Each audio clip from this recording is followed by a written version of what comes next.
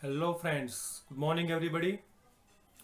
Last લેક્ચરમાં unit 11 છેલ્લું unit આપણે સ્ટાર્ટ કર્યું, સ્ટ્રાઇક અગેન્સ્ટ વોર, યુદ્ધ સામે હડતાલ, જેના આપણે 4 કોમ્પ્રેહેન્શન્સ લાસ્ટ લેક્ચરમાં પૂર્ણ કર્યા. એસક્યુ નંબર 1 to 25 તમે કમ્પ્લીટ કરી નાખ્યા હશે અને હવે આગળ વધીએ કોમ્પ્રેહેન્શન 5 તરફ. તો હેલન કેલરનું વક્તવ્ય કાર્નેગી હોલની અંદર કામદારોને સંબોધીને કામદારોને એમના માલિકો માટે લડવા ન જવા માટે સમજાવવામાં આવી રહ્યા છે અને એને બદલે એમના માલિકો સામે લડવા માટેનું આ કામદારોને હેલન કેલર દ્વારા કહેવામાં આવી રહ્યું છે, કેમ કે આ કામદારોનો એકમાત્ર શત્રુ એમના પોતાના માલિકો છે. We are not free unless the men who frame and execute the laws. Helen Keller કામદારોને સમજાવે છે કે વી આર નોટ ફ્રી, આપણે ત્યાં સુધી મુક્ત ન કહેવાઈએ જ્યાં સુધી મેન વુ ફ્રેમ એટલે ઘડવું, એક્ઝિક્યુટ એટલે ઇમ્પ્લિમેન્ટ અમલ કરાવવો, ધ લોસ એટલે કે કાયદાનો ઘડનાર અને એનો અમલ કરાવનાર, રિપ્રેઝન્ટ્સ મતલબ એ ધ્યાનમાં લેવું, ઇન્ટરેસ્ટ એટલે ભલું, કોનું? The lives of the people and no other interest. કાયદાનો ઘડનાર અને એનો અમલ કરાવનાર જ્યાં સુધી લોકોના હિતને ધ્યાનમાં ન લે, લોકોના હિતને ધ્યાનમાં લે, બીજા કોઈ હિતને નહીં, પોતાના અંગત હિતને નહીં, ત્યાં સુધી એની પ્રજા ક્યારે સાચા અર્થમાં મુક્ત થઈ શકતી નથી. ધ બેલેટ ઇલેક્શન, ચૂંટણી મત આપવાનો અધિકાર. The ballot does not make a free man out of a wage slave. Wage slave એટલે મહેનતાણા માટે, પગાર માટે ગુલામી કરતા જે ગુલામો છે એને માત્ર મત આપવાનો અધિકાર મળવાથી એમને ખરી આઝાદી મળી જતી નથી. There has never existed a truly free and democratic nation in the world. Helen તો ત્યાં સુધી કહે છે કે આ દુનિયાની અંદર ખરા અર્થમાં મુક્ત કે લોકશાહી હોય એવો કોઈ દેશ નેવર એક્ઝિસ્ટેડ, અસ્તિત્વ ધરાવતો નથી. From time immemorial, very ancient, અતિ પ્રાચીન કાળથી men have followed with blind loyalty, અંધભક્તિ જેને કહેવાય, અંધ વફાદારી, લોયલ્ટી ફેથફુલનેસ. પ્રાચીન કાળથી માણસ followed with blind loyalty the strong man, માણસ હંમેશા શક્તિશાળી લોકોની અંધભક્તિ અથવા તો અંધ વફાદારી કરતો આવ્યો છે. એ કારણથી who had the power of money and of armies, કે જેની પાસે મની પાવર અને મેન પાવર છે, એ પાવરથી ડરીને લોકો એની પ્રત્યે વફાદારી રાખતા આવ્યા છે. ઇવન વાઇલ બેટલફિલ્ડ્સ, બીજી તરફ જ્યારે યુદ્ધ થાય છે તો બેટલફિલ્ડ, યુદ્ધભૂમિમાં, વેર પાઇલ્ડ હાઈ, પાઇલ મતલબ હીપ, ઢગલા, કોની લાશોના ઢગલા થાય છે? વિથ ધેર ઓન ડેડ, આ જ કામદારો, આ જ ગુલામોની લાશોના ઢગલા થાય છે. They have till the land, till મતલબ ખેડવું, કલ્ટિવેટ, ઓફ ધ રૂલર્સ, આ કામદારો શાસકોની જમીનને ખેડે છે, એમાં ઉત્પાદન મેળવે છે. And have been robbed of the fruits of their labour, એમની મજૂરીનું જે ફળ મળે છે, એમને ફસલ પાકે છે, ફસલ રોબ્ડ ઓફ, રોબ ઓફ મતલબ ટેક બાય ફોર્સ, એમની પાસેથી છીનવી લેવામાં આવે છે. They have built palaces and pyramids, તેમણે મહેલો બાંધ્યા, પિરામિડો બાંધ્યા, ટેમ્પલ્સ એન્ડ કેથેડ્રલ્સ, મંદિરો અને દેવળો બાંધ્યા. That held no real shrine of liberty, પણ એમાં ક્યાંય real shrine of liberty, shrine મતલબ પણ ધાર્મિક સ્થળ, મંદિર, લિબર્ટી મતલબ સ્વતંત્રતા, પણ એમાં સ્વતંત્રતાનું મંદિરનો ક્યાંય ઝાંખી થતી નથી. એ જ મંદિર, એ જ ચર્ચ, એ જ મહેલ કે જે બાંધનાર મજૂરને એ બની ગયા પછી અંદર જવાની એન્ટ્રી હોતી નથી, પરમિશન હોતી નથી. તો સ્વતંત્રતાનું મંદિર બાંધવાનું રહી ગયું છે. કોમ્પ્રેહેન્શન 5 પૂર્ણ થાય છે અહીંયા, 26 to 31 SQ. 6. As civilization has grown more complex, civilization, culture, સંસ્કૃતિ, જેમ જેમ સંસ્કૃતિ વધુને વધુ કોમ્પ્લેક્સ, જટિલ બનતી ગઈ, કોમ્પ્લિકેટેડ બનતી ગઈ, the workers have become more and more enslaved, તેમ તેમ કામદારોની સ્થિતિ વધુને વધુ ગુલામીમાં ધકેલાતી ગઈ છે. Until today, ઇવન આજના દિવસની પણ જો વાત કરીએ તો they are little more than parts of the machines they operated, એમની વેલ્યુ આ કામદારો જે મશીનરી ચલાવે છે એ મશીનરીના નાના અમસ્તા કોઈ ભાગ, કોઈ પાર્ટથી વિશેષ નથી. એમની દયનીય સ્થિતિની વાત કરીએ તો daily they face the dangers of, danger મતલબ જોખમ. કેવા કેવા જોખમો કામદારો ખેડે છે? તો રેલ રોડ, રેલ રસ્તા બનાવવા, બ્રિજ, પુલો બનાવવા, સ્કાય સ્ક્રેપર, ગગનચુંબી ઇમારતો બનાવવી, ફ્રેટ ટ્રેન, ફ્રેટ મતલબ ગુડ્સ, માલગાડીઓમાં માલ સામાન ચડાવવો ઉતારવો, સ્ટોક હોલ્ડ મતલબ boiler room of steam ship, આગબોટની જે ભઠ્ઠી હોય જ્યાં સતત કોલસો નાખીને સળગતું રાખવાનું હોય, સ્ટોક યાર્ડ મતલબ એનિમલ એન્ક્લોઝર, પશુવાળો, ઢોરવાળો, આ બધું જ કોણ મેનેજ કરે છે? કામદારો. And training at the docks, dock એટલે પોર્ટ, જ્યાં વહાણોને લાંગરવામાં આવે, જેને કહેવાય બંદર. બંદરો ઉપર પણ આજે આકરા, કઠિન, અઘરા, જોખમી કાર્યો છે એ આ વર્કરો કરે છે.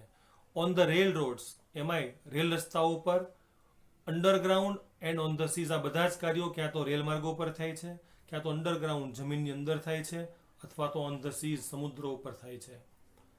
તે મૂવ ધ ટ્રાફિક, પરિવહનનું કામ પણ કોણ કરે છે? આ ટ્રક ચાલકો, ડ્રાઈવરો જે છે એ પણ આ કામદારોમાં જ આવે છે, કે જે move the traffic and pass from land two land the precious commodities.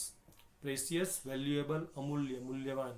Commodity એટલે ગુડ્સ, માલ સામાન, જરૂરી માલ સામાન, આપણા જીવન જરૂરી સામાનની. મીઠાની વાત કરીએ તો મીઠું પણ દરેક જગ્યાએ પાકતું નથી. જે જગ્યાએ મીઠાનું પ્રોડક્શન થાય છે ત્યાંથી દેશના બાકીના જગ્યાએ ટ્રાન્સપોર્ટેશન દ્વારા એ પહોંચે છે. તો આપણા જીવન માટે જરૂરી જે ચીજ વસ્તુઓ છે એનું પરિવહન એક જગ્યાએથી બીજી જગ્યાએ કરીને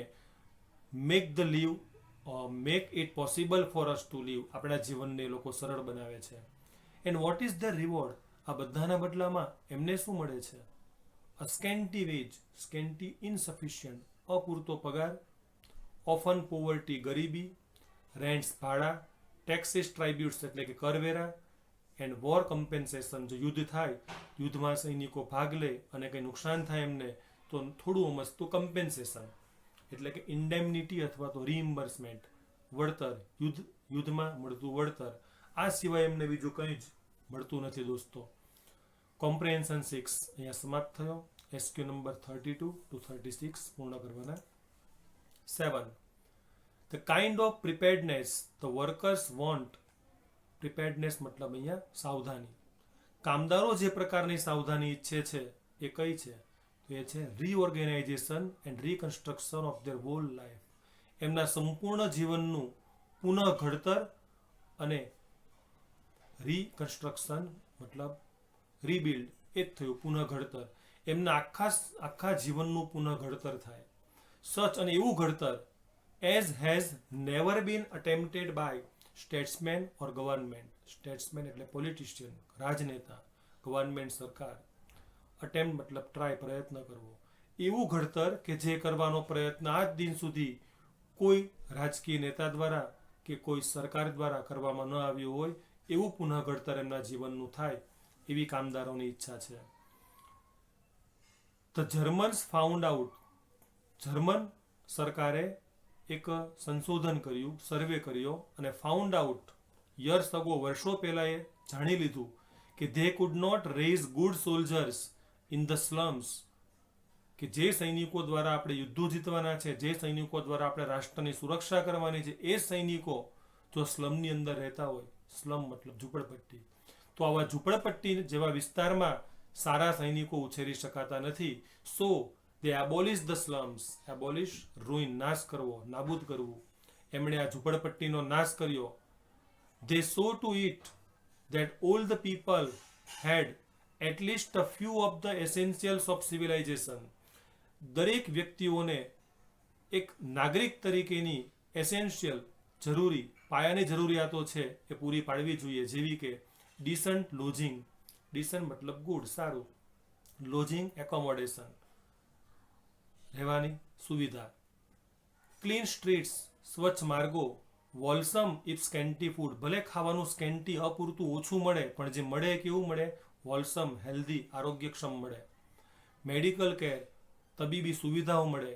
and proper safeguards for the workers in their occupation, કામના સ્થળે જ્યાં કામદારો અઘરી મશીનરીઓ સાથે કામ કરે છે એ જગ્યાએ કોઈ દુર્ઘટના ન થાય એ માટે સેફગાર્ડ, પ્રોટેક્શન, એમને પૂરતું રક્ષણ મળે, આ બધા જ એક કામદારના પાયાના અધિકારો છે અને એમને મળવા જોઈએ.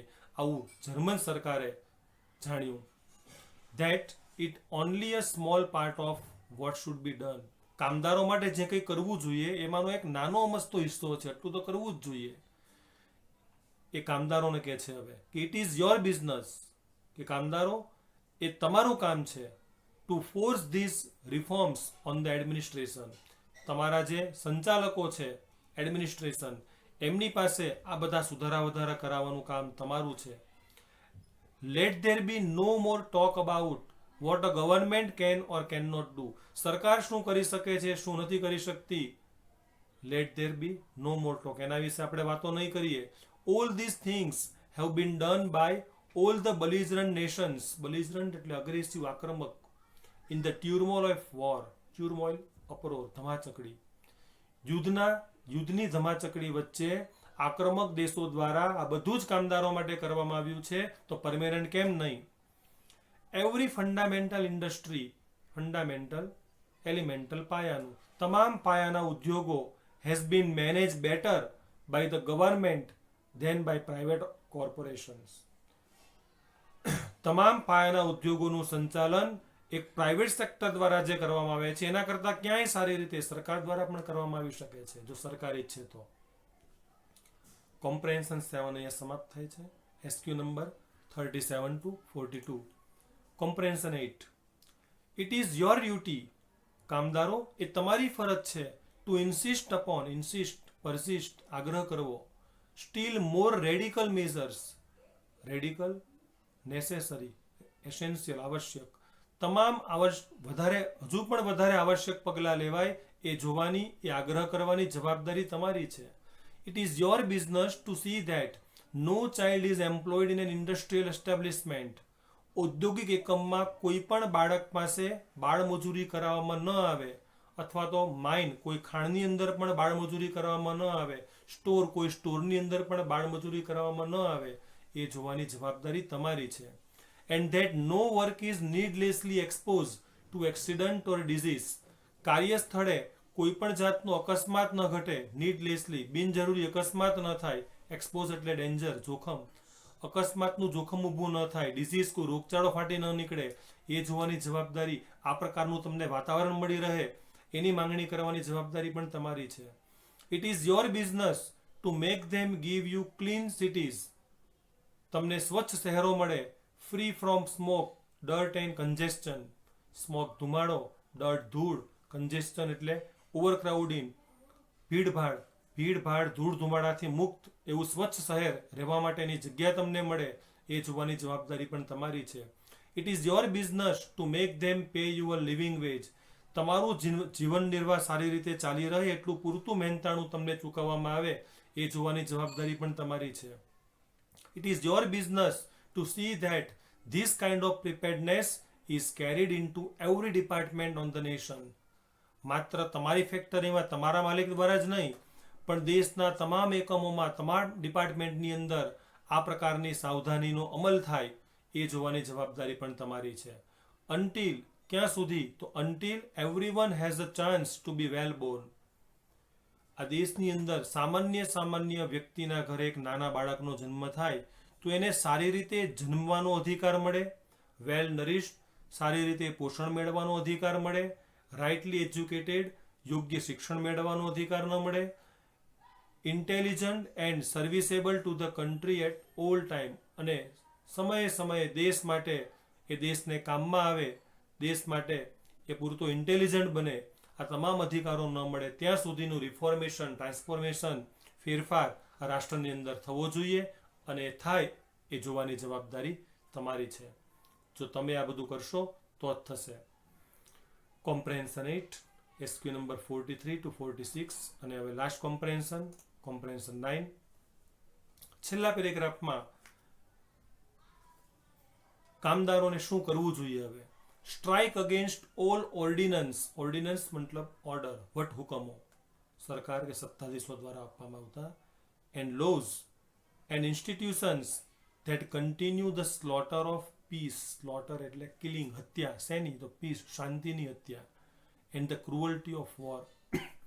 યુદ્ધની ક્રૂરતા અને શાંતિની નિર્મમ હત્યા કરતા જે સંસ્થાઓ છે, જે વટહુકમો છે, એની સામે તમે હડતાલ કરો. સ્ટ્રાઇક અગેન્સ્ટ વોર, યુદ્ધ સામે તમે હડતાલ કરો. જે યુદ્ધમાં લડવા માટે તમને કામદારો, તમારા માલિકો સમજાવી રહ્યા છે, એ યુદ્ધ ન કરવા માટે યુદ્ધની સામે તમે હડતાલ કરો. કારણ કે without you no battle can be fought. તમારા વિના આ યુદ્ધ લડી શકાવાનું નથી. તમે જો સહમત થશો તો જ આ યુદ્ધ થશે. સ્ટ્રાઇક અગેન્સ્ટ મેન્યુફેક્ચરિંગ સ્ક્રેપ, ઉત્પાદનના અંતે જે ઉત્પન્ન થતો ભંગાર છે, નકામો કચરો છે, જે તમારા સ્વાસ્થ્ય માટે હાનિકારક છે, એની સામે તમે હડતાલ કરો. ગેસ બોમ્બ, જે વાયુ બોમ્બ તૈયાર કરવામાં આવે છે, અને all other tools of murder, હત્યા માટે વપરાતા તમામ જે ઓજારો છે એના ઉત્પાદન સામે તમે હડતાલ કરો. Strike against preparedness, that means death and misery to millions of human beings. યુદ્ધની એ તૈયારી સામે તમે હડતાલ કરો કે જેનું પરિણામ માત્ર ને માત્ર લાખો લોકોનું મૃત્યુ અને બરબાદી છે. એ યુદ્ધ સામે તમે હડતાલ કરો. બી નોટ, ન બનો. શું ન બનવાનું કહે છે Allen? Be not dumb obedient slaves. Dumb એટલે મૂક, મૂંગું. ઓબિડિયન્ટ મતલબ તાબેદાર, સબમિસિવ. સ્લેવ્સ એટલે ગુલામ. In any army of destruction. Destruction એટલે વિનાશ. કોઈ વિનાશની સેનાના મૂક તાબેદાર ગુલામો ન બનો. ફરીથી, કોઈ પણ વિનાશની સેનાના મૂક તાબેદાર ન બનો. તો શું બનો? બી હીરોઝ. હીરો એટલે લીડિંગ એક્ટર, નેતા. In an army of construction. Construction એટલે સર્જન. કોઈ સર્જનની સેનાના તમે નાયક બનો. વિનાશની સેનાના મૂક ગુલામો બનવા કરતા તમે સર્જનની સેનાના નાયકો બનો, મતલબ સર્જનાત્મક કાર્યો કરો. આ સાથે હેલન કેલરનું વક્તવ્ય અહીંયા પૂર્ણ થયું અને આ યુનિટ પણ પૂર્ણ થયો. ટોટલ 50 એસક્યુના આન્સર તમારે નોટની અંદર કમ્પ્લીટ કરવાના છે દોસ્તો. શોર્ટ નોટ, તો 4 શોર્ટ નોટ છે યુનિટમાં.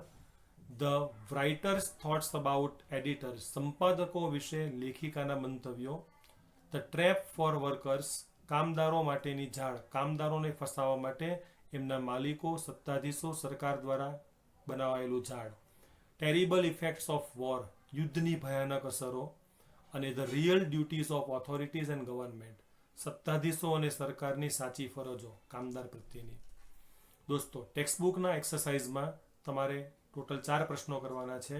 એક પ્રશ્ન કોમ્પ્રેન્શનમાં કરવાનો છે, C4, આ પાઠને લગતા MCQ છે જેમાં. અને વોકેબ્યુલરીમાં 3 પ્રશ્નો કરવાના છે, V1, V2 અને V5. V1, V2, V5 આ બધા જ પ્રશ્નો તમારે ટેક્સ્ટબુકમાં જ અંદર જ પેન્સિલથી લખવાના છે. તો દોસ્તો, આ સાથે યુનિટ 11 અહીંયા સમાપ્ત થાય છે અને આપણો ટેક્સ્ટબુકનો સિલેબસ પણ અહીંયા સમાપ્ત થાય છે. દોસ્તો, ટેક્સ્ટબુકની અંદર તમારે 1 થી 11 યુનિટ જ આખા વર્ષમાં બોર્ડની એક્ઝામ માટે તૈયાર કરવાના છે. અને એ જ પ્રમાણે સપ્લિમેન્ટરી રીડર. દોસ્તો, સપ્લિમેન્ટરી રીડરમાં પણ તમારે 11 જ પાર્ટ કરવાના છે. બંનેમાં 11. આમાં પણ 11 અને ત્યાં પણ 11. તો આ સાથે અહીંયા આપણે ટેક્સ્ટબુકનો સિલેબસ પૂર્ણ કરીએ છીએ. અને હવે પછી દોસ્તો, આ વિડીયો જોયા પછી જે કંઈ વિડીયો આવશે એ 11થના રિવિઝનના વિડીયો આવશે. જેવી રીતે આપણે કમ્પ્લીટ ધ સેન્ટેન્સના 11મા ધોરણમાં શીખેલા 15 ટોપિકના રિવિઝન વિડીયો તમને મોકલ્યા, એ જ પ્રમાણે 11થમાં ચાલેલું જ અન્ય ગ્રામર છે, જેમ કે ફ્રેમ ક્વેશ્ચન છે, ઇનડાયરેક્ટ સ્પીચ છે, એના વિડીયો રિવિઝનના સ્વરૂપમાં તમને મોકલવામાં આવશે, જેને તમારે જોઈને રિવાઇઝ કરવાનું છે. એમાં જે કંઈ હું હોમવર્ક અંગેની સૂચનાઓ આપું એ 11મા ધોરણ માટેની હશે, એટલે એને તમારે ધ્યાનમાં ન લેવી. તમારે માત્ર ટોપિકનું રિવિઝન કરવાનું છે. રિવિઝન થઈ જાય પછી થોડા પ્રશ્નોના જાતે તમારે રફમાં જવાબો લખીને એની પ્રેક્ટિસ કરવાની છે.